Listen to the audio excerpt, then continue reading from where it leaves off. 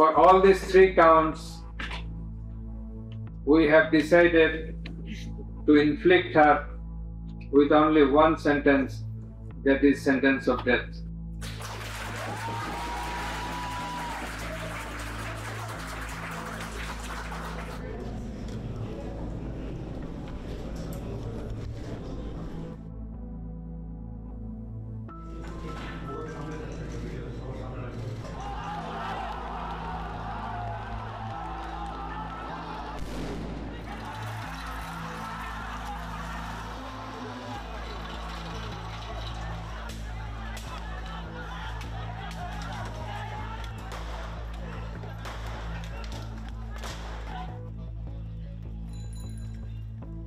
প্রথম চার্জে আসামি শেখ হাসিনাকে দোষী সাব্যস্ত করে আমৃত্যু কারাদণ্ড দেওয়া হয়েছে।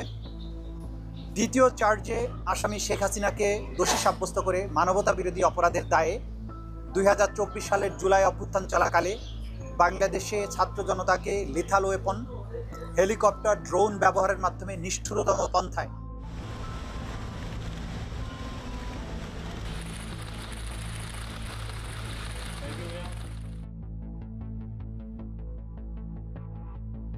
আমার যুক্তিতর্ক তো ওনারা নিয়েছেন, অনেক কিছুতে নিয়েছেন। নেওয়ার পরে মাননীয় ট্রাইব্যুনালের কাছে মনে হয়েছে আমার যুক্তির চাইতে ওনাদের যুক্তি আরও বেশি স্ট্রং, সেটা মনে করে তারা সেইভাবে রায় দিয়েছেন।